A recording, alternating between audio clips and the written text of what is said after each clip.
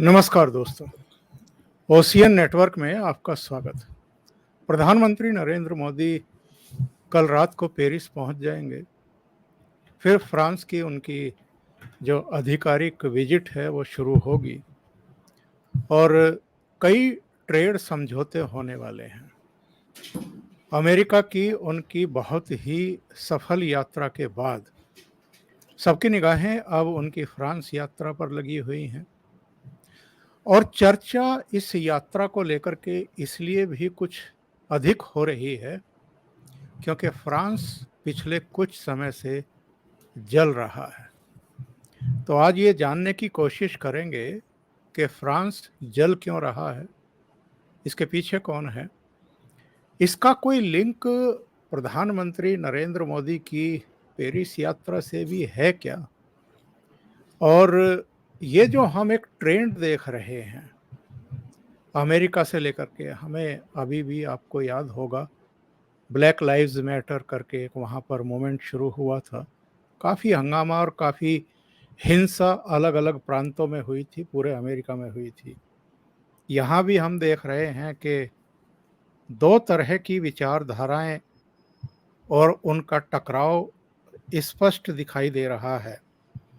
ये चीज़ें भारत से किस तरीके से कनेक्टेड है ये भी जानने की कोशिश करेंगे, और पाकिस्तान का, आईएसआई का, या जो दूसरे एक्सट्रीमिस्ट ग्रुप्स हैं उनका क्या रोल है, ये समझने की कोशिश भी करेंगे। मेरे साथ जयपुर डायलॉग्स के चेयरमैन संजय दीक्षित जुड़ रहे हैं। संजय जी नमस्ते। नमस्कार ओंकार जी, आपको और आपके सभी दर्शकों को बहुत बहुत स्वागत है आपका। संजय जी, सबसे पहले तो हम यही जानना चाहेंगे कि फ्रांस जल क्यों रहा है, जला कौन रहा है, इसके पीछे कौन सी ताकतें हैं, चाहती क्या है? देखिए, इसके कुछ तो तात्कालिक कारण हैं और कुछ जो है इसके दीर्घकाल के कारण हैं। तो अभी तो मेरे विचार से हम तात्कालिक कारणों पर बात करें तो उचित रहेगा, क्योंकि यदि दीर्घकालिक कारणों पर बात करेंगे तो फिर वो पूरी तरह से फिर वो फ्रांस के ऊपर ही केंद्रित हो जाएगा। जी उसका फिर लिंक जो है वो प्रधानमंत्री मोदी की यात्रा से फिर नहीं दिख पाएगा। तो वह ये देखिए कि फ्रांस में लगभग 8 से 9% जनसंख्या जो है वो समुदाय विशेष की बताई जाती है। अब यहाँ समस्या ये भी आती है क्योंकि समुदाय विशेष की फ्रांस में एक जो सेक्युलरिज्म है वो बड़ा ही कट्टर किस्म का सेक्युलरिज्म वो वहाँ की सरकार मानती है। लाइसिते बोलते हैं उसको। तो वो जो लाइसिते का जो इतना मामला हो जाता है कि वो आप जनसंख्या इत्यादि में भी कई बार उनकी स्थिति होती है कि उसमें जो है वो एथनिक कॉम्पोजिशन और रिलीजन इत्यादि की गणना जो है वो संभव हो जाती है, क्योंकि वो सेक्युलरिज्म जो है वो केवल स्टेट और रिलीजन का ही अंतर नहीं करता, वो हर क्षेत्र में है वो सेक्युलरिज्म घुसता है। यहाँ तक कि आप सड़क पर कैसे कपड़े पहनेंगे, आप किस तरह से आप अपने आप को कंडक्ट करेंगे, उसमें भी आपका कोई, स्कूलों में आपका कोई रिलीजियस सिंबल नहीं आप पहन सकते। इस तरह का वो बड़ा ही कट्टर किस्म का वो सेक्युलरिज्म जी मानते जी हैं जी। तो इसलिए भी आंकड़े जो हैं वो पूरी तरह से आ नहीं पाते। यही जो है आप देखें कि ब्रसल्स में या बेल्जियम में उन्होंने धर्म आधारित जनगणना बंद कर दी, क्योंकि उनको लगा कि यहाँ अनऑफिशियली लोग कह रहे हैं कि ब्रसल्स जो है बेल्जियम में है वो, वहाँ लगभग 44% जनसंख्या हो गई है समुदाय विशेष की। तो यदि ये पता चला लोगों को तो लोगों में आतंक फैल जाएगा। बताइए, एक समुदाय विशेष ऐसा है जिसके नाम से ही लोगों में आतंक फैल जाता है।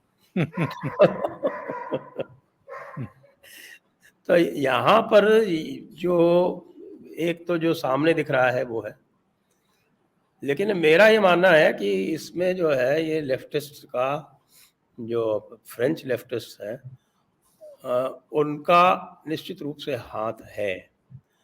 और फ्रेंच लेफ्टिस्ट जो हैं वो आप ये माने कि लोग कहते हैं कि सारे इस्लामिस्ट ग्रुप ऑपरेट कर रहे हैं। आपका जो एक अमेरिका में बहुत लंबा चौड़ा एक एकेडेमिया में लेफ्टिस्ट मूवमेंट चल रहा है, लेकिन आज से ही नहीं, ये आरंभ से ही, जिसको हम लेफ्टिज्म कहते हैं या जिसको हम प्रगतिशील विचारधारा कहते हैं, उसकी जन्मस्थली सदैव फ्रांस रही है। चाहे आप वोल्टेयर को ले लें, रूसो को ले लें, और उसके बाद यदि आप 20वीं शताब्दी में आए तो आप देखेंगे कि जितने भी इस तरह के मूवमेंट हुए हैं, उनको या तो फ्रांस में पैदा हुए हैं या उनको उर्वरा जो है वो फ्रांस में मिली है। जी इसमें जी। कल्चरल मार्क्सिज्म नाम का एक मूवमेंट हुआ करता है, जो कि एक इटालियन एंटोनियो ग्रैमशी ने उसके बीज बोए थे, लेकिन वो भी पला बढ़ा कहाँ, फ्रांस में ही बढ़ा। उसके आगे फिर एक फ्रैंकफर्ट स्कूल चलता था, वहाँ पर जिस विचारधारा का आविष्कार हुआ उसको यहाँ फ्रांस में ही डेरिडा इत्यादि ने चलाया, जिसको बोलते हैं आपके पोस्ट मॉडर्निज्म। तो ये सारे के सारे मूवमेंट है। और आज भी आप ये देखिए, जो भारत विरोधी जितनी भी गतिविधियां हैं, उसका जो है हेडक्वार्टर वो पेरिस ही है। आप ये जानकर इसको आपको आश्चर्य होगा, लेकिन ये भारत विरोधी सारी गतिविधियों का हेडक्वार्टर पेरिस है। और जो लोग इनसे जुड़े हुए हैं, जो ग्लोबल हिंदुत्व मूवमेंट है, उसका भी हेडक्वार्टर पेरिस है। लेकिन वो इतने चालाक हैं कि वो उसको यूएसए के माध्यम से चलाते हैं।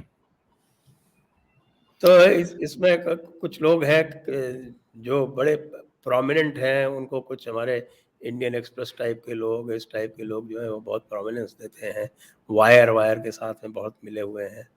और ये खाद पानी वो इनको भी देते रहते हैं, जो आपके आईएसआई एफिलिएटेड ग्रुप जो यूएसए से ऑपरेट करते हैं, वो अपना इंटेलेक्चुअल खाद पानी यहीं से लेते हैं। यानी जो ऑड्रे तुरुष्के, जो औरंगजेब के जो एडमायरर है, वो भी इन्हीं हमारे जो एक जफर लॉ साहब हैं, उनकी ही शिक्षा है। तो ये जो है फ्रेंच जो लेफ्ट है, वो पूरी तरह से मोदी के फ्रांस आगमन के विरुद्ध है। इसलिए कहीं न कहीं मैं इसमें कनेक्शन देखता हूँ दोनों में। आपको याद है कि जब डोनाल्ड ट्रंप भारत आ रहे थे, तो इन्हीं लोगों ने मिलके पूरा षड्यंत्र करके, एक वैश्विक षड्यंत्र करके, और दिल्ली दंगा कराया था। बिल्कुल बिल्कुल। तो यदि फ्रांस में दंगा हो रहा है, तो मेरे विचार से थोड़ा इनकी टाइमिंग गड़बड़ हो गई, थोड़ा जल्दी हो गया। लेकिन अवश्य ये चाहते रहे होंगे कि किसी तरह से मोदी का जो विजिट है वो कैंसिल हो जाए। आप ये देखिए कि प्रेसिडेंट मैक्रो जो हैं फ्रांस के, उनको जर्मनी जाना था, उनको उनका विजिट कैंसिल करना पड़ा। और ये दंगे या तो कुछ दिन और चल जाते, ये या दंगे जो हैं वो कुछ दिन बाद होते,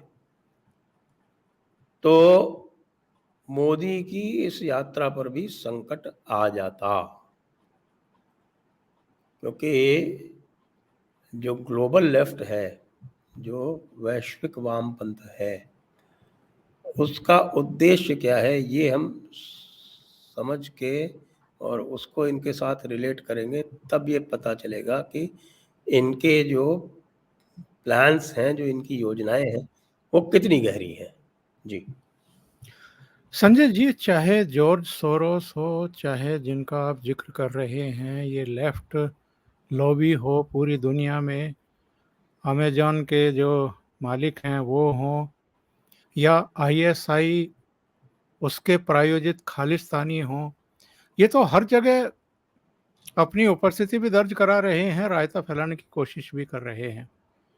पर मैं ये जानना चाहता हूँ, प्रधानमंत्री नरेंद्र मोदी का जिस तरीके से वाशिंगटन में वार्म वेलकम हुआ है, कहा तो ये भी जा रहा है कि बहुत विरले ही राष्ट्र प्रमुखों का इस तरीके का स्वागत हुआ है जैसा वाशिंगटन में मोदी का हुआ है।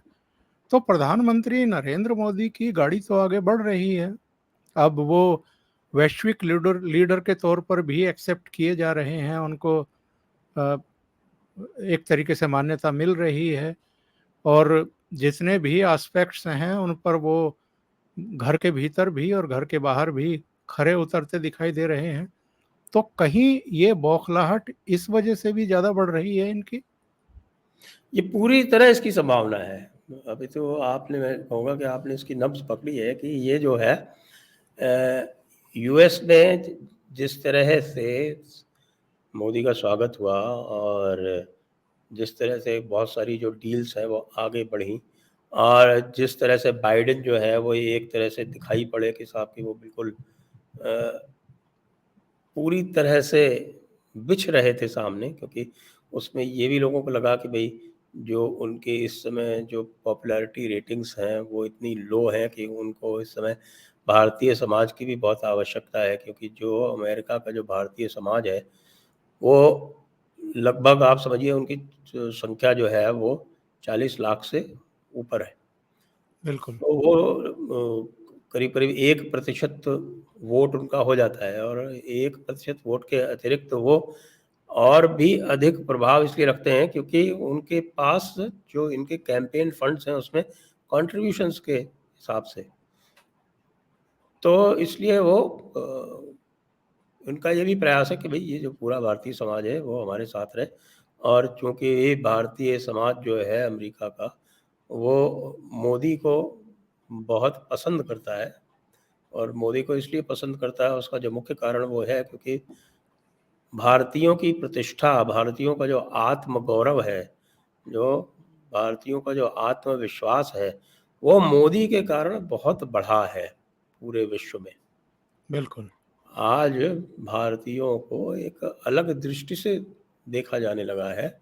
ये मैं स्वयं जब मैं बाहर जाता हूँ तो मैं कब से, देखिए मैंने अपनी जो पहली यात्रा की थी विदेश की, वो 1981 में की थी। तो मैं 21 वर्ष का था। वो मेरी पहली यात्रा थी और उस समय मैं देखता था कि भारतीयों को कितनी नीची दृष्टि से देखा जाता था। और ना केवल यूएसए में या ना केवल पश्चिम में, मैंने ये देखा कि मिडल ईस्ट हो, चाहे चाहे वो आपका जापान हो, सिंगापुर हो, यहाँ पर भी भारतीयों को बड़ी हेय दृष्टि से देखा जाता था कि ये जो है ये बेकार लोग हैं, ये कुछ काम नहीं करते और ये जो है वो जहाँ जाते हैं वहाँ पे वितंडा फैलाते हैं और इस तरह से देखा जाता था भारतीयों को। और ये धीरे-धीरे इसका परिवर्तन होना आरंभ हुआ। आप देखें जब ये क्रांति आई, यहाँ पे आईटी क्रांति थोड़ी-सी यहाँ आना आरंभ हुई और फिर भी जो है वो भारतीय आपके आईटी सेक्टर में भी एक, ये कह सकते हैं आपकी आईटी कुली के रूप में उनका उपयोग किया जाता था, जो सबसे कम खर्चीले या ऑलमोस्ट आप आईटी लेबर क्लास कह लीजिए, उसके रूप में इनका उपयोग किया जाता था सन 2000 के आसपास। जब ये Y2K वाला मामला हुआ था, वो उसके Y2K जो है वो पूरी तरह से एक मैनुअल ऑपरेशंस था। उसमें जो है वो भारतीयों का बहुत उपयोग किया था और भारतीयों का उपयोग जो है हमारी जो कंपनीज़ हैं उन्होंने उसका एक तरह से आर्बिट्राज करके और उससे बहुत अपने पैसे कमाए थे। इन्होंने कोई इनोवेशन नहीं किया था, केवल ये किया था कि साहब कि भारतीयों का उपयोग करके कम पैसे में और उनसे ज़्यादा पैसे उठा के उन्होंने अपने प्रॉफ़िट कमाए थे। जी, जी। फिर लेकिन मोदी के आने के बाद से इसमें एक क्वालिटेटिव चेंज हुआ है। वो क्वालिटेटिव चेंज इसलिए भी हुआ कि मोदी ने आत्मनिर्भरता, कुछ और जिसको हम कहते हैं वैल्यू एडेड जो और चीज़ें हो सकती हैं, खुद जिस प्रकार से वहाँ यूएस में जाके या यूके में जाके बड़े-बड़े आयोजन करना, उससे जो एक प्रतिष्ठा बढ़ी है, एक आत्मगौरव बढ़ा है। तो अब भारतीयों के प्रति दृष्टि सभी स्थानों पर परिवर्तित होती मुझे कुछ-कुछ लग रही है। ये मैंने कभी अभी अनुभव किया, जैसे मैं भी ऑस्ट्रेलिया गया था कुछ दिनों पहले, तो जी, जी। वहाँ भी मैंने अनुभव किया। नहीं तो ऑस्ट्रेलिया में तो सबसे ज़्यादा बदतमीज़ी होती थी भारतीयों के साथ एक ज़माने में। तो ये है जो एक परिवर्तन हुआ है, उससे जो बात और भारतीयों में जो आत्मविश्वास आया है वो हमारे लेफ्टिस्ट्स को कतई पसंद नहीं आ रहा। इसलिए उनके लिए अत्यंत आवश्यक हो गया। वैसे भी लेफ्टिस्ट का जो एक एजेंडा है वो ये है कि उनको जो है वो सारे जो राष्ट्रीय सीमाएं हैं वो समाप्त करनी है, और राष्ट्रीय सीमाएं समाप्त करके उनको एक ग्लोबल सरकार बनानी है, और उस ग्लोबल गवर्नमेंट को उनको खुद को जो है वो चाहे सामने से और चाहे पीछे से उसको ऑपरेट करना है। तो इनका ये एजेंडा है, और उसके एक लिए आवश्यक है ख्वाब। कि वे न केवल राष्ट्रीय सीमाएं समाप्त करें, उनको राष्ट्र की अवधारणा समाप्त करनी है, उनको समाज को भी समाप्त करना है, क्योंकि समाज जो है वो फिर वो राष्ट्र को एक प्रकार से सपोर्ट करता है, तो इसलिए समाज से भी उनकी दुश्मनी है, तो इसलिए समाज के प्रति भी वो विद्वेष फैलाते रहते हैं। उनको परिवार को समाप्त करना है, जो आज इस समय आप देख रहे हैं, विशेषकर पश्चिम में ही नहीं, विशेषकर से आप यूएसए में देख रहे हैं, जो इन्होंने पूरा का पूरा ये जो एलजीबीटीक्यू चला के और इस तरह से कर दिया है कि जैसे साहब आपका जो है वो पुरुष या नारी होना एक प्रकार का अपराध हो गया है, जब तक कि आप उसमें कोई परिवर्तन नहीं करें। बच्चों तक को जो है जी। पूरा उनके सामने सारा विषाक्त एक वातावरण बनाया है, वो सब इसी लेफ्टिस्ट एजेंडे का पार्ट है। और इसमें वे ट्रंप जैसे लोगों को, या जैसे बोरिस जॉनसन था उसको, जैसे नेतन्याहू, इनको सबको जो है वो मोदी है, तो इनको सबको अवरोध मानते हैं कि ये जब तक रहेंगे तब तक जो है वो राष्ट्र की सीमाएं जो हैं वो समाप्त नहीं हो पाएंगी। तो इसलिए उनके लिए अत्यंत आवश्यक है कि किसी भी तरह से ये मोदी को समाप्त करें, क्योंकि ट्रंप को तो उन्होंने जाल में फंसा लिया, क्योंकि ट्रंप में बहुत सारी खूबियां तो थी, बहुत सारी उनमें दुर्बलताएं भी थी, तो उन दुर्बलताओं का लाभ उठाते हुए उन्होंने ट्रंप को तो नीचे गिरा दिया। अब वो फ्रांस में मैक्रोन को गिराने में लगे हुए, क्योंकि मैक्रोन जो है वो ना तो दक्षिणपंथी है ना वामपंथी है, वो बीच में रहता है, वो सेंट्रिस्ट है।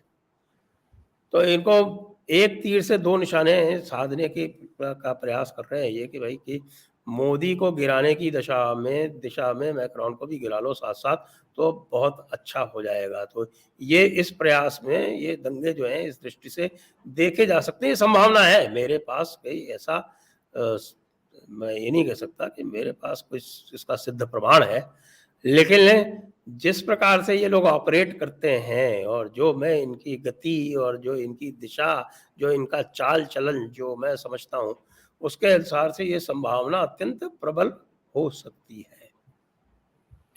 संजय जी, जब सीरिया का संकट चल रहा था, जब वहाँ बमबारी हो रही थी, अमेरिका और रूस भी, उनमें भी एक तरह की होड़ लगी हुई थी, तब हमने देखा था कि बहुत बड़े पैमाने पर वहाँ से और कुछ आस पड़ोस से पलायन हुआ था यूरोपियन कंट्रीज की तरफ।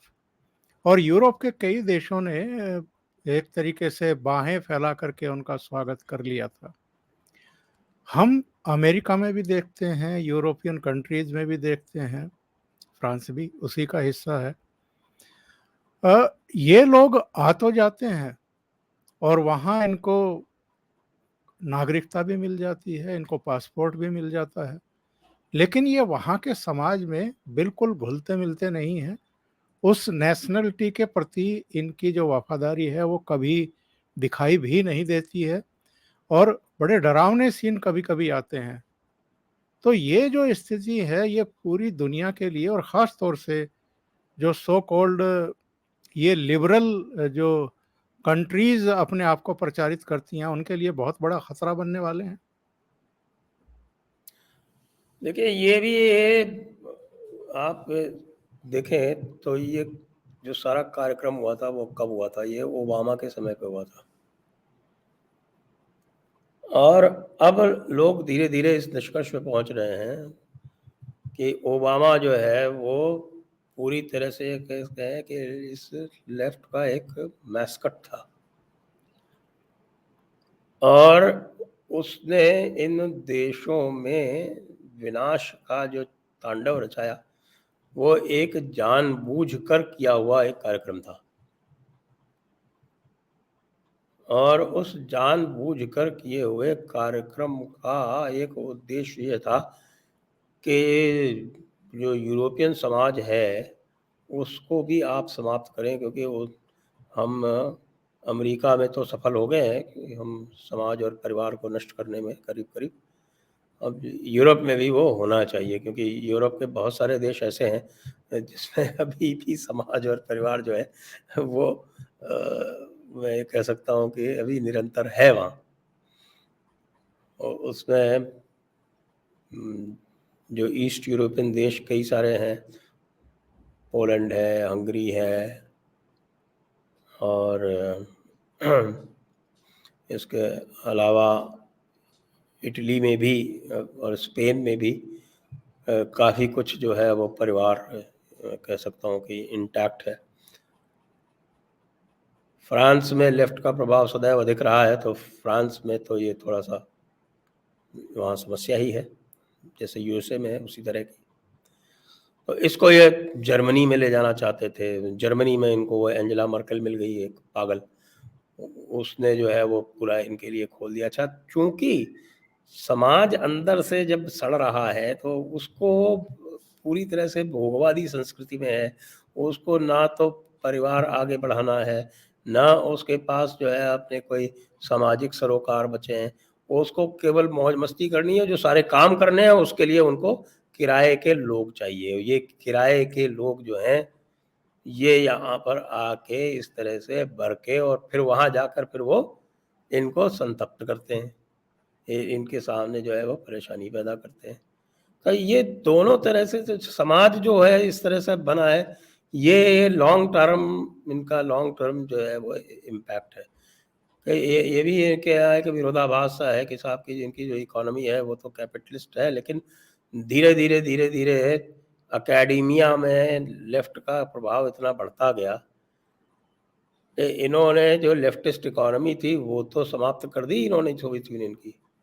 लेकिन जो सोवियत यूनियन है उसने अपना समाज बचा लिया, उसने अपनी परिवार बचा लिया। लेकिन ये भाई लोग जो हैं, जो लेफ्ट का असली वायरस है, जो समाज को खाता है, परिवार को खाता है, उसको इन्होंने यहाँ पूरी तरह से आयातित करके और अपने समाज का और अपने परिवारों का नाश कर लिया। और इस कारण से ओबामा को यह आसानी हुई कि उसने देखा कि हाँ, इनको हम अब देखिए, यूएस का पूरा का पूरा जो गेम है वो इस पे चलता है कि भाई यूरोप जो है वो उनकी गुलामी करता रहे। और पूरा जो वर्ल्ड वॉर 2 के बाद जो सारा सिस्टम इंटरनेशनल ऑर्डर एस्टेब्लिश हुआ है, उसमें यह है कि भाई यूरोप गुलामी करता रहे और बाकी जो गुलामी नहीं करते हैं उनको इस तरह का सिस्टम बनाओ कि भाई वो भी हमारी गुलामी में आ जाए। अब वो धीरे-धीरे जैसे अमेरिका का जो प्रभाव है वो धीरे-धीरे क्षीण हो रहा है, तो बिल्कुल। अब दूसरे देश ऊपर आ रहे हैं, जिसमें भारत जो है वो सबसे प्रमुख है। अब जब इन्होंने लड़ाई शुरू कर दी, अपनी अर्थव्यवस्था चौपट कर ली यूएस ने, यूरोप ने, कि उनको लड़ाई करनी ज़्यादा आवश्यक थी रूस से, और ऐसी अर्थव्यवस्था से वो लड़ाई कर रहे हैं जिसके पास अथाह संसाधन है। विश्व में किसी के पास यदि सबसे अधिक संसाधन है तो वो रूस है। उसके पास कोई ऐसा संसाधन नहीं है जो न हो। उसके पास जो भी मेजर चीज़ें चाहिए वो सारे उसके पास, इंडस्ट्रियल गुड्स हैं, इंडस्ट्रियल मेटल्स हैं, ऑयल है, जो कुछ भी आप सोच सकते हैं संसाधनों का वो सब उसके पास है। और सामरिक शक्ति है। जो उनके यहाँ दूसरी समस्या है कि उनके यहाँ जो है वो पॉपुलेशन जो है वो कम हो रही है, जो जनसंख्या है वो कम हो रही है, तो उनके पास लड़ने के लिए जो लोग पहले हुआ करते थे वो कम हो रहे हैं। लेकिन वो अपनी पूरी इतिहास में तरह तरह के इस प्रकार की जो समस्याएं हैं, जो क्राइसिस हैं, उनसे वो गुजरे हुए हैं और वो उसको कोई बहुत अधिक नहीं मानते। द्वितीय विश्व युद्ध भी यदि देखा जाए सही मायने में उसका यदि आप आकलन करेंगे तो आप पाएंगे कि द्वितीय विश्व युद्ध तो रूस ने जीता था, और ये जो पश्चिमी देश तो थे वो तो उनके कंधों पे सवार होकर वहां पहुंच गए थे कि भाई रूस जो है वो इससे पहले कि पूरे जर्मनी पे कब्जा कर ले तुम भी घुस पड़ो किसी तरह से। तो ये स्थितियां हैं उस समाज की और उस अर्थव्यवस्था की। तो वो मुझे लगता है कि एक प्रकार के वो पूरी तरह से द्वंद्व में फंसा हुआ है, और इसीलिए वो अब इस स्थिति में है कि भाई दूसरे जो हैं वो इसका फायदा ना उठाएं, क्योंकि होता अवश्य यही है कि जब आप दो बड़े देश या दो बड़ी सभ्यताएं आपस में जब लड़ती हैं तब तीसरे का उदय होता ही होता है। यह आप देखेंगे विश्व में आपको कई बार दिखाई पड़ेगा। इस्लाम का उदय कैसे हुआ? इस्लाम का उदय जो 7वीं शताब्दी में होता है वो तब होता है जब आपके फारस वाले और या आपका जो ईस्टर्न रोमन एम्पायर जिसको बाइजेंटाइन एम्पायर बोलते हैं, और ये फारस वाले जिसको ससानी या ससैनियन एम्पायर बोलते हैं, ये आपस में लड़ रहे थे 30-35 साल तक।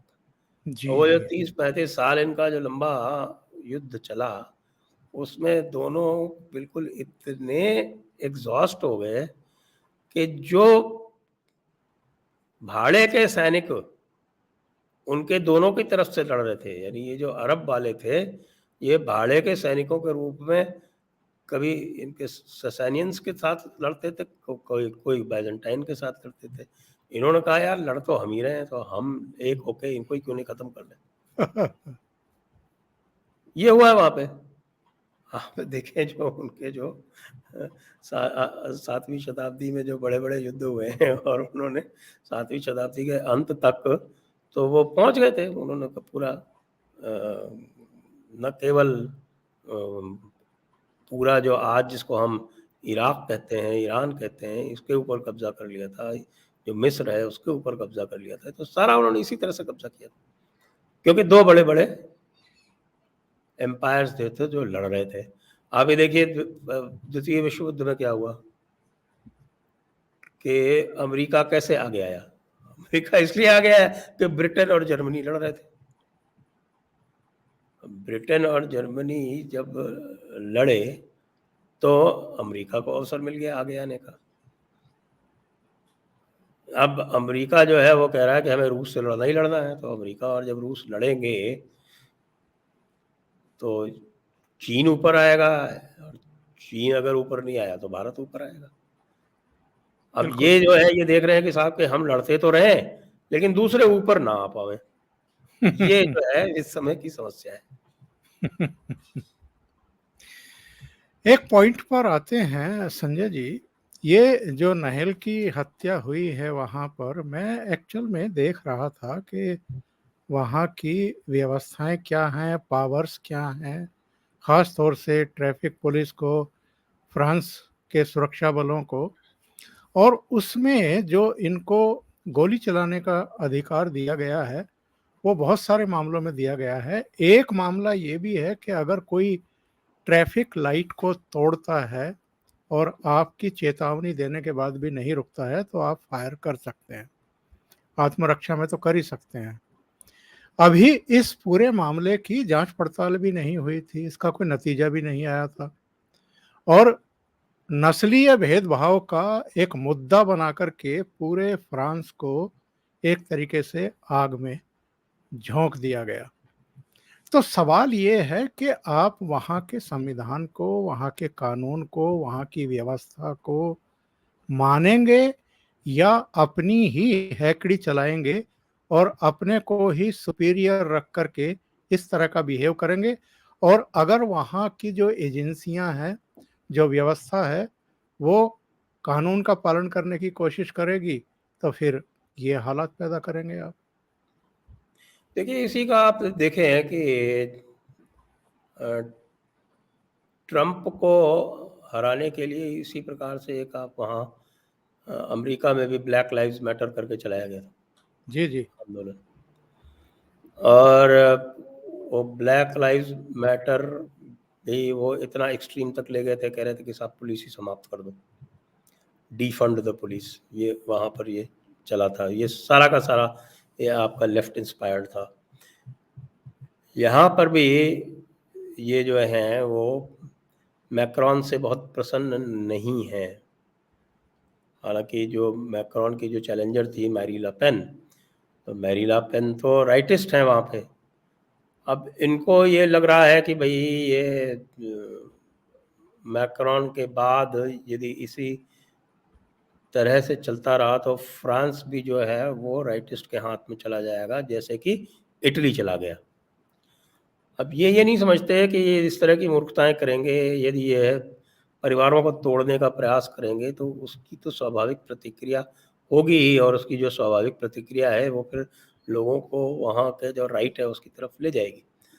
तो बजाय इसके कि इसका जो उपचार है वो जाके आप अंदर से करें, वो ये देख रहे हैं कि बाहर से इस तरह का करके दंगे भड़का के, आप इस तरह की फॉल्ट लाइन्स क्रिएट करके, इस तरह से करके आप मैक्रोन के स्थान पे किसी अपने लेफ्टिस्ट को उठा के ले आए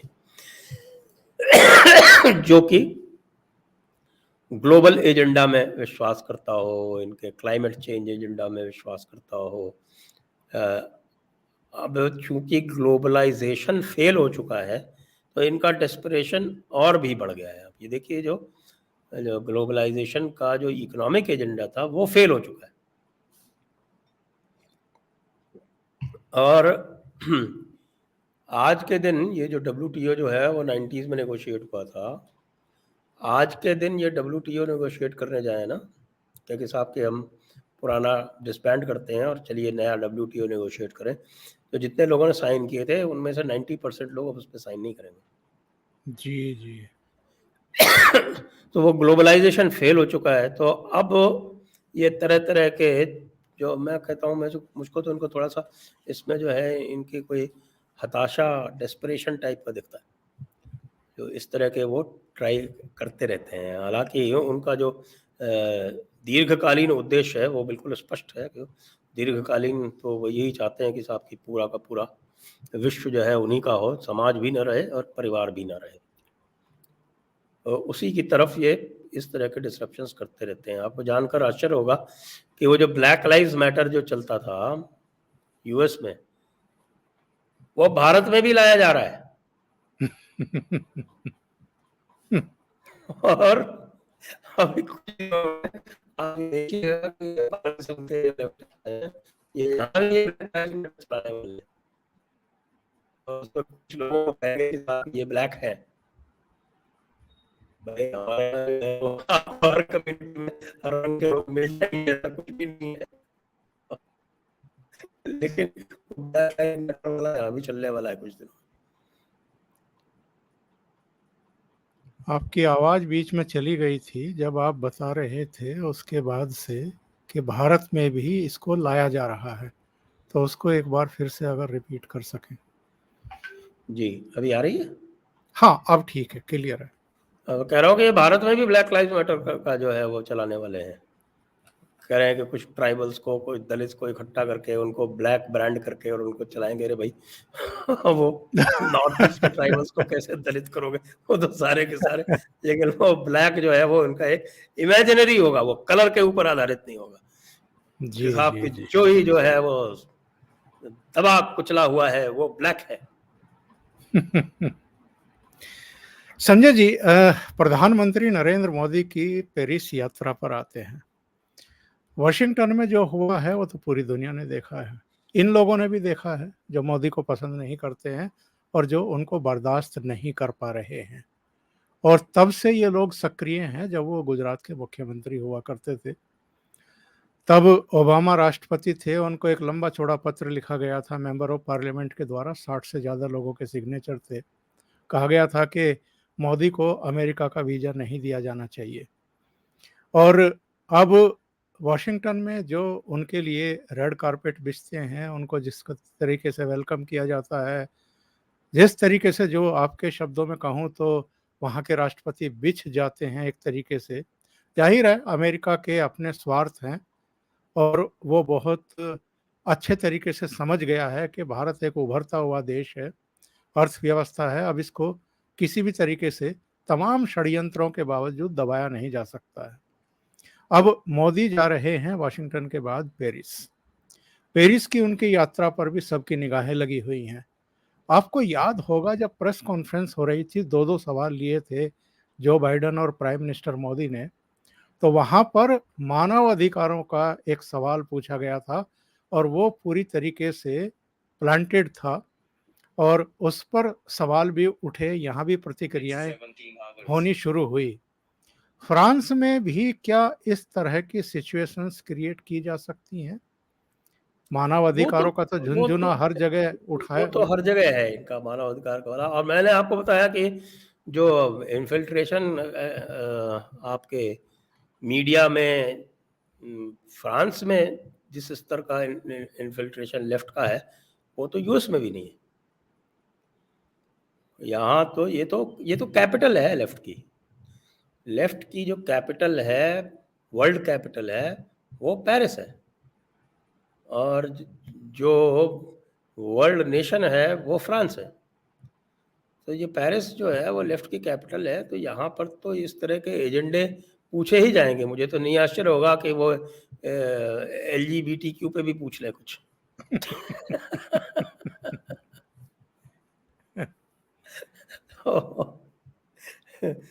कि साहब जिसको के लेकर के हमारी सुप्रीम आप कोर्ट भी बड़ी संवेदनशील है। बड़ी संवेदनशील है कि साहब आपने जो है वो सेम सेक्स मैरिज को क्यों अपोज किया भारत सरकार ने।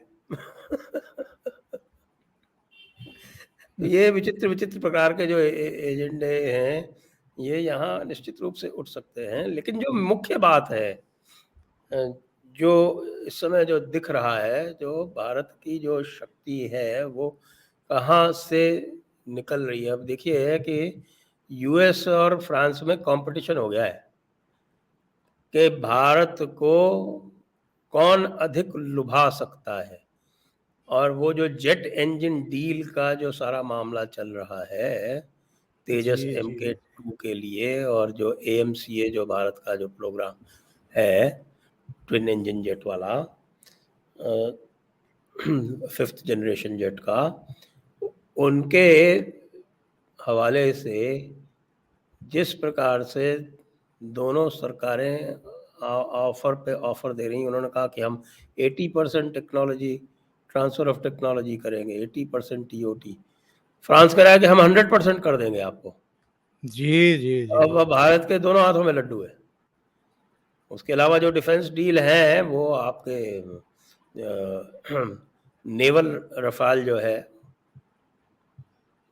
वो 26 रफाल वाला, वो तो तय ही हो चुका है। और वो तो पूरे कंपटीशन के थ्रू जो प्रोसेस है उसके थ्रू वो भी गवर्नमेंट टू गवर्नमेंट डील होगी। और मैं आपको बताऊं कि आज फिर अभी देख रहा था मैं 2-3 घंटे पहले, इन लोगों का कार्यक्रम आरंभ हो गया।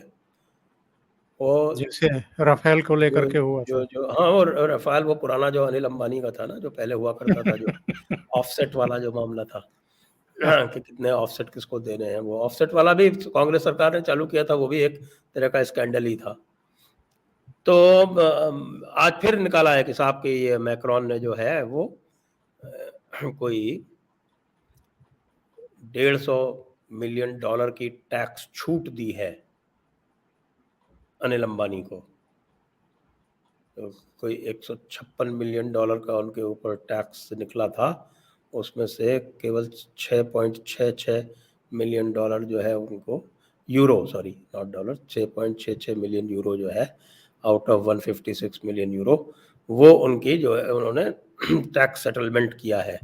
तो ये क्यों किया है, उसको लिंक करने की कोशिश कर रहे हैं कि साहब की वो मोदी और मतलब अभी वैभव, मोदी के जाने से पहले ही कर दिया है, तो हाँ उसको वो आज किया है ना, वो आज ही आप उठा कर अभी आप देख लीजिए गूगल करके, वायर का वो आ गया है। और वो किसने किया है, वो वही उनका वो पुराना जो है वो मीडिया पार्ट करके, जो और पिछली बार उस तरह की सारी खबरें निकाल रहा था जो बाद में सारी झूठी पाई गई। यहाँ ईडी उस 8-8 9-9 पार्ट के घंटे हवाले से फिर इंट्रोगेट कर आज रही है। वायर द लायर ने फिर से यही आज स्टोरी छाप दी। तो इसलिए जो आप कह रहे हैं वो कि वो जो सेटिंग जो है वो की जा रही है थोड़ी सी, लेकिन हर चीज जो है वो टाइमिंग ठीक नहीं चल रही है।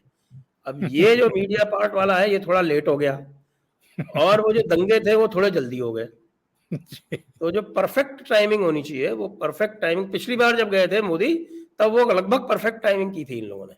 हाँ, हाँ। और लेकिन ये इस कितने बार टाइमिंग बदमाश थोड़ी हैं, सी गड़बड़ हो रही है।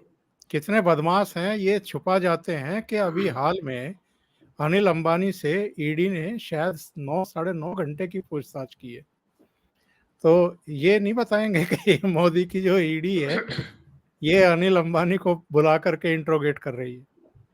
देखिए क्या है, मुझे लगता है कि ये सबसे समस्या ये है कि चूंकि ग्लोबल लेफ्ट जो है उसने कभी भारत को ठीक से समझने का प्रयास नहीं किया। इनको सीखना चाहिए, जो मिशनरीज आए थे 19वीं शताब्दी में, और जब वो 50 साल तक असफल होते रहे, तब उन्होंने बड़ी डीप स्टडी की भारत की, बड़ी डीप स्टडी की, और उस डीप स्टडी के बेसिस पे फिर उन्होंने पूरा का पूरा एक नैरेटिव बनाया जिसको आज हम द्रविड़वाद के रूप में जानते हैं।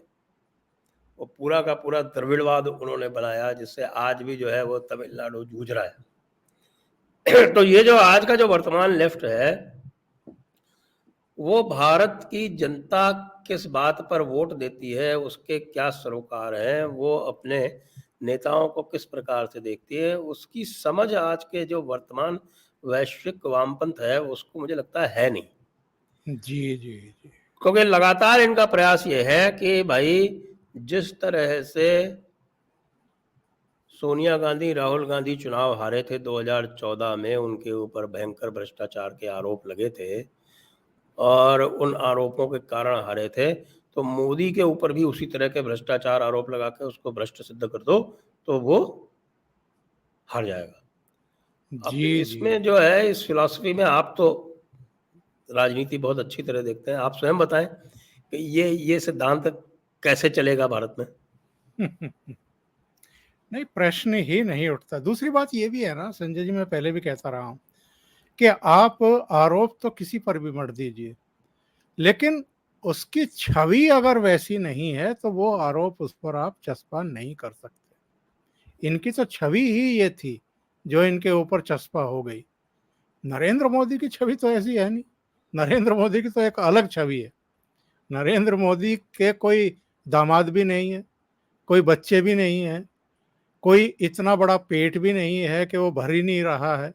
दूसरे, उनका मुख्यमंत्री के टाइम पे जब उन्होंने अहमदाबाद छोड़ा और दिल्ली रवाना हुए तो शायद 50 लाख से ज़्यादा उनके अकाउंट में था, और उन्होंने कहा कि भाई ये यहाँ जो मेरे साथ स्टाफ में थे, ड्राइवर थे, दूसरे लोग थे, उनके बच्चों के लिए दे दो, उनके पढ़ाई लिखाई में, उनकी शादी ब्याह में काम आएंगे। तो जो आदमी इस तरह का हो उस पर आप इस तरह के आरोप लगा कि कैसे सकते हैं? देखिए, उस व्यक्ति को पब्लिक लाइफ में मुख्यमंत्री बना था वो 2001 में, जी जी जी। और अब 2023 है, तो 22 वर्ष में तो एक भी भ्रष्टाचार का आरोप ये चिपका नहीं पाए, तो अब क्या कर लेंगे ये। सही। अब ये जो मीडिया पार्ट के हवाले से जो वायर की जो स्टोरी है उसको भी आप पढ़ें तो आप भी अपना सर खुजा के पूछेंगे कि भाई इसमें मोदी का क्या है। ज़्यादा से ज़्यादा आप कह सकते हो कि हाँ मैक्रोन ने उसको कर दिया, तो उसमें आप ये दिखाने का प्रयास करोगे कि भाई मोदी से मैक्रोन को कहलवा के उसने करवाया, लेकिन आप बता रहे हैं क्योंकि ईडी की जांच भी हो रही है, उसको बेचारे को बैंक्रप्सी भी फाइल करनी पड़ रही है और सब कुछ करना पड़ रहा है। तो कौन इस तरह की जो है वो, जिसको हम कह रहे हैं लंतरानी हाँकते हैं ये लोग, को कौन इस चीज़ को मानेगा। लेकिन वो उसी पे लगे हुए हैं। तो पहले वो पूरा 2019 हार गए चौकीदार चोर है करके रफाल के ऊपर, और अब उन्होंने अडानी चलाया था तो वो अडानी भी नहीं चल रहा, हालांकि पूरी मदद की सुप्रीम कोर्ट ने उनकी, उसके बाद भी नहीं चल रहा वो। 3 बार सुनवाई हुई राफेल पर, 2 बार तो हुई ही है। कोई मतलब नहीं है उन चीजों का। संजय जी, मैं आखिर में ये जरूर पूछना चाहूंगा कि प्रधानमंत्री नरेंद्र मोदी में ऐसा क्या है, रूस के भी प्यारे बने हुए हैं, अमेरिका के भी प्यारे बने हुए हैं, और अब फ्रांस में इतनी बड़ी डील होने जा रही है और फ्रांस डे पर उनको चीफ गेस्ट बनाया गया है। फ्रांस डे के समारोह का एक मतलब होता है, और जो इंडियन डायस्पोरा है वो जहाँ भी जाते हैं वो एक अलग ही उत्साह और अनुराग और प्यार और विश्वास देखने को मिलता है मोदी के प्रति। तो ये नरेंद्र लीजिए, मोदी आप जो बात है। ही कर रहे थे कि आ गया एक जी जी। The wire the liar. अच्छा। वायर द लायर जो है वो कह रहा है कि भाई कि मोदी को जहां भी जाते हैं वहां पर ह्यूमन राइट्स और डेमोक्रेसी के ऊपर घेरा जाता है। और इस बार भी अब यूरोपियन पार्लियामेंट वो मणिपुर के ऊपर अर्जेंट डिबेट करेगी। तो देखिए, अच्छा यूरोपियन पार्लियामेंट जो है वो ये पूरा का पूरा जो है ना, ये वर्ल्ड विदाउट बॉर्डर्स का उसका प्राइमरी एक्सपेरिमेंट है। जी जी। और एक चीज मैं कहना भूल गया कि ये जो हो रहा है पूरे यूरोप में जो तमाशा, उसके लिए जो ईयू का जो इन्होंने बनाया था वो बहुत हद तक रिस्पॉन्सिबल है। और उनके कारण जो उन्होंने कर दिया कि साहब कि आप रेफ्यूजीज को नहीं रोकेंगे जिनके यहाँ पे समस्याएं हैं या जिनके यहाँ गृह युद्ध चल रहा है, उस फॉर्मुलेशन के कारण भी बहुत सारे देशों में समस्याएं हैं। और ये पोलैंड, हंगरी, ऑस्ट्रिया इत्यादि ने तो मना कर दिया है, तो उनके ऊपर यूरोपियन पार्लियामेंट जो है वो पूरा प्रेशर डाल रही है कि आपने कैसे मना कर दिया। उन्होंने कुछ भी हो जाए, हमें ईयू छोड़ना पड़े, लेकिन हम नहीं मानते। आप देखिए ब्रिटेन जो है ये बाहर निकला है ईयू से, तो इसी कारण से निकला है। जी जी जी। जब इन्होंने रेफरेंडम कराया था बोरिस जॉनसन वगैरह ने, तो ये सोच रहे थे कि साहब कि ये तो हम जीत जाएंगे, क्योंकि ये फेवर कर रहे थे कि साहब कि ये यूरोपियन यूनियन में बने रहें। लेकिन पब्लिक ने उनको उल्टा कर दिया, जगह दिखा दी। जगह दिखा दी। वो इसीलिए क्योंकि ये फ्री मूवमेंट इन्होंने कर रखा था अरब कंट्रीज से, उसके कारण। अब आपने जो कहा था कि क्या वो होगा, ये उत्तर आ गया। बिल्कुल तो बिल्कुल। हमारी जो चर्चा पूरी नहीं हुई उससे पहले ही उत्तर आ गया। तो ये जो नरेंद्र मोदी संतुलन साध रहे हैं इस समय, रूस के साथ भी, अमेरिका के साथ भी, फ्रांस के साथ भी, ये जो इनकी लीडरशिप की क्वालिटी है, इस पर थोड़ा सा जरा बताइए। और भारत को एक्चुअल में ये किस लेवल पर लेकर के आ गए हैं? नहीं, ये तो देखिए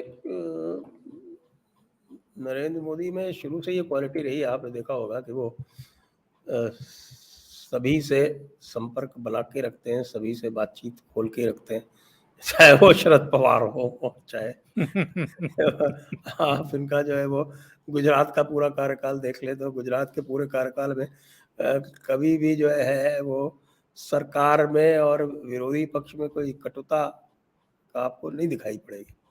ये मांडवाली करके चलने वाला जो है, ये गुजराती प्रवृत्ति भी है। गुजरात में बताते हैं कि साहब किसी की भी सरकार हो, वो आपस में मिलजुल के ही चलते हैं। आपस में गाली गलौज नहीं करते हैं। ये कार्यक्रम तो राहुल गांधी ने ही आरंभ किया है, जी गाली जी गलौज वाला। जी। तो अब अगर राहुल गांधी गुजराती होते तो संभवतः वो भी नहीं करते। तो एक तो जो है वो संस्कार हैं थोड़े से, मैं मानता हूँ गुजरात के, जिसमें जो नरेंद्र मोदी की निश्चित रूप से सहायता कर रहे हैं। और दूसरी बात यह है कि हाँ भाई, राष्ट्र के प्रति एक जिसको हम कहते हैं कि एक प्रखर समर्पण है, वो एक प्रतिबद्धता है। और उसमें जो है वो कोई भी ऐसी चीज़ होती है तो उसमें से अवसर निकालने का प्रयास करते हैं, और राष्ट्र के लिए अवसर निकालते हैं, स्वयं के लिए नहीं निकालते। दूसरे लोग स्वयं के लिए अवसर निकालते हैं, तो इसमें जो राष्ट्र के जो हित हैं वो कई बार उनसे समझौता कर लेते हैं। वो मोदी राष्ट्र के हित से समझौता नहीं करते, और उनके पास वो अवसर का जो सर्वोत्तम उपयोग करने की जो एक क्षमता है, वो उनकी एक, हम कह सकते हैं कि एक नैसर्गिक उनका गुण है। तो इसी आधार पर वो उत्तरोत्तर वैश्विक पटल पर प्रगति करते जा रहे हैं। और ये अंत में एक सवाल और मैं आपसे पूछूंगा, ये खालिस्तानियों को क्या हो रहा है जो लगातार मोदी सरकार के लिए बदनामी का बायस बने हुए थे, अब खामोश होते हुए दिखाई दे रहे हैं? पन्नू भी कहीं घुसा बैठा है। जब अमेरिका की यात्रा पर थे मोदी तो उस समय तो बिल्कुल ही अंडरग्राउंड था, और एक एक करके कोई लंदन में अस्पताल में मारा जा रहा है, कोई लाहौर में पंजवड़ मारा जा रहा है, और कई इधर निपटे हैं, ये निज्जर अभी गया है, तो ये क्या हमारा रॉ सक्रिय हो गया है? और एक मैं कहीं पढ़ रहा था कि शायद मोसाद से भी कोई कोलैबोरेशन जो है वो किया जा रहा है कि इनको जरा इनकी हैसियत बताई जाए, ये एंड गेम किया जाए इनका। देखिए, ये विषय ऐसे हैं जिसका कोई प्रमाण तो होता नहीं, तो आप इसके बारे में सिर्फ एक कल्पना कर सकते हैं या इसके बारे में अनुमान लगा सकते हैं, जिसको स्पेक्यूलेशन कहते हैं, वही कर सकते हैं। इसके लिए ना तो कोई आपको कभी बताएगा, क्योंकि ये इस तरह का एक वो जो डार्क एरिया जिसको हम कहते हैं, जो बिल्कुल, बिल्कुल। वो होता है कि the dark web of spies, तो जासूसों का जो एक अंधकारपूर्ण एक जो उनका विश्व होता है, उसमें कुछ पता नहीं चलता क्या हो रहा है। हाँ, ये हम कह सकते हैं कि भाई कि संयोग तो है बड़ा भारी, ऐसा संयोग जो है वो बहुत कम होता है कि न केवल खालिस्तानी जो हैं वो टपक गए, बल्कि कई सारे जो हैं वो कश्मीरी आतंकवादी भी टपक गए। तो कोई आप समझिए कि 7-8 का जो टैली हो चुकी है पिछले 6-8 महीने में। जी, जी। तो यदि ये संयोग है तो बड़ा सुखद संयोग है। बहुत बहुत धन्यवाद संजय जी, ओशियन नेटवर्क के लिए इतना समय निकालने के लिए और बहुत ही महत्वपूर्ण मुद्दों पर चर्चा करने के लिए। Thank you so much. वंदे धन्यवाद। मातरम। जय हिंद, वंदे मातरम।